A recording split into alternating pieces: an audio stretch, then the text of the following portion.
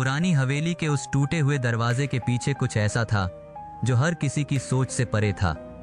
हर कोई कहता कि वह जगह श्रापित है, पर कोई कभी यह नहीं बता पाया कि उस हवेली के भीतर असल में क्या छिपा था। ये कहानी है एक ऐसी रात की जब सच्चाई और भ्रम के बीच की दीवार टूट गई और इंसानी दिमाग का सबसे बड़ा डर हकीकत में बदल गया।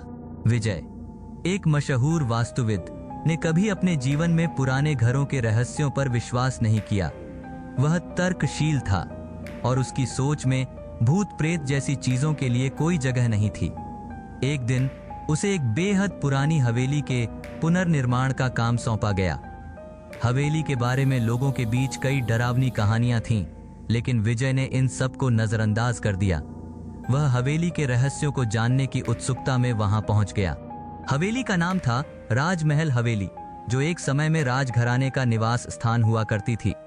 हवेली के चारों ओर घनी झाड़ियां और ऊंचे ऊंचे पेड़ थे, जो दिन के उजाले में भी वहां अंधेरा फैला देते थे। हवेली के भीतर का दृश्य और भी भयानक था। दीवारों पर पुराने समय की चित्रकला, टूटे हुए फर्नीचर और सन्नाटा, ये सब मिलकर एक अजीब सी भयावहता पैदा कर रहे थे। विजय ने अपनी टीम के साथ हवेली का मुआयना शुरू किया। जैसे जैसे वह अंदर बढ़ते गए, वैसे वैसे हवेली की दीवारों पर उकेरे गए चित्र और भी विचित्र होते गए। इन चित्रों में डरावने चेहरे, अधूरी आकृतियां और अजीबोगरीब दृश्य थे। हवेली की फर्श पर बिखरी धूल में पुराने समय के लोगों के पैरों के निशान अब भी साफ दिखाई दे रहे थे, जैसे कि वे अभी अभी यहां से गुजरे हों। विजय ने ध्यान दिया कि हवेली के मुख्य हाल में एक विशाल दर्पण था जो धूल से भरा हुआ था। उसे यह दर्पण बेहद अजीब लगा, क्योंकि ऐसा दर्पण उसने पहले कभी नहीं देखा था। दर्पण के चारों ओर बने नक्काशीदार आकृतियां जैसे उसे कुछ कहना चाह रही थीं। विजय ने अपने हाथ से दर्पण पर लगी धूल को साफ किया और तभी उसके सामने एक दृश्य उभरा। वह खुद को एक पुरानी राजसी पोशाक में देख रहा था, जैसे वह किसी दूसरी दुनिया में पहुंच गया हो। पीछे से एक धीमी रहस्यमयी आवाज आने लगी, तुम्हारी किस्मत तुम्हारे सामने है। विजय ने पीछे मुड़कर देखा, लेकिन वहां कोई नहीं था। उसकी धड़कनें तेज हो गईं और वह समझ नहीं पा रहा था कि यह सब क्या हो रहा है। विजय ने जैसे तैसे खुद को संभाला और अपनी टीम को इस बारे में कुछ नहीं बताया। वह दर्पण से दूर हट गया और हवेली के बाकी हिस्सों का निरीक्षण करने लगा, लेकिन उसके मन में वह अजीब दृश्य बार बार लौट आता।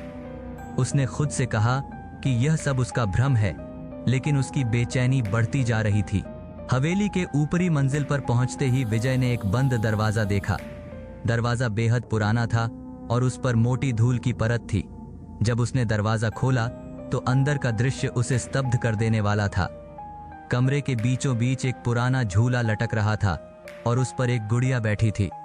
गुड़िया की आंखें सीधे विजय की तरफ देख रही थीं, जैसे वह उसे जानती हो। विजय ने उस गुड़िया को उठाने की कोशिश की, लेकिन जैसे ही उसने उसे छुआ, कमरे का तापमान अचानक गिरने लगा। उसे अपनी गर्दन पर किसी ठंडी चीज का स्पर्श महसूस हुआ। उसके कानों में वही आवाज फिर से गूंजने लगी, तुम्हारी किस्मत तुम्हारे सामने है। डर और घबराहट के बीच विजय ने देखा कि कमरे की दीवारों पर छाया में कुछ आकृतियां बन रही हैं। वे आकृतियां धीरे धीरे उसकी तरफ बढ़ने लगीं। उसकी सांसें रुकने लगीं और उसे लगने लगा कि वह अब इस कमरे से बाहर नहीं निकल पाएगा। विजय ने अपनी पूरी ताकत लगाकर कमरे से बाहर भागने की कोशिश की। उसने दरवाजा खींचा, लेकिन वह जाम हो गया था।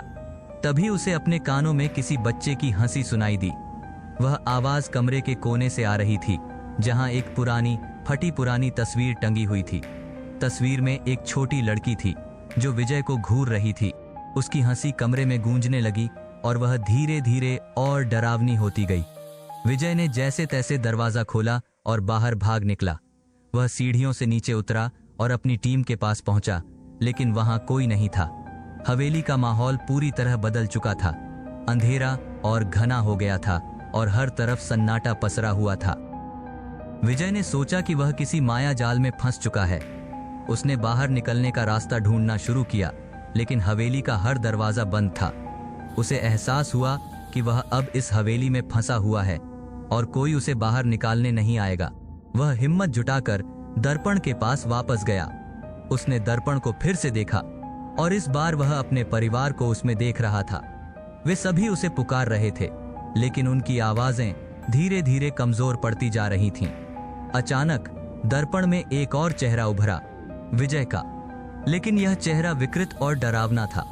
वह चेहरा धीरे धीरे दर्पण से बाहर आने लगा और विजय की तरफ बढ़ने लगा।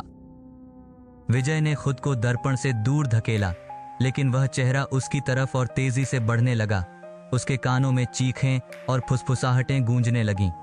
उसकी आंखों के सामने अंधेरा छाने लगा और उसे महसूस हुआ कि उसकी चेतना लुप्त हो रही है। तभी अगली सुबह हवेली के बाहर लोगों की भीड़ जमा थी। पुलिस और मीडिया को बुलाया गया था, क्योंकि हवेली के भीतर से किसी के चीखने की आवाजें आई थीं। जब दरवाजा खोला गया तो अंदर विजय का शरीर अचेत अवस्था में पड़ा था। उसकी आंखें खुली हुई थीं, लेकिन उनमें जीवन की कोई किरण नहीं थी। उसके हाथ में वह गुड़िया थी जिसे उसने ऊपर के कमरे में देखा था। लोग कहते हैं कि विजय उस रात हवेली के मायाजाल में फंस गया और उसकी आत्मा अभी भी वहीं भटक रही है। हवेली को अब बंद कर दिया गया है और कोई भी वहां जाने की हिम्मत नहीं करता। लेकिन जो लोग वहां गए थे, उनका कहना है कि रात के सन्नाटे में हवेली के भीतर से अभी भी किसी के चीखने की आवाजें सुनाई देती हैं। क्या आप इस सच का सामना कर सकते हैं? अगर हाँ, तो अगली बार जब आप किसी पुराने डरावने घर में जाएं, तो यह मत भूलिएगा कि वहां की हर ईंट, हर दरवाजा और हर दर्पण अपने भीतर एक अनकही कहानी छिपाए हुए हो सकता है।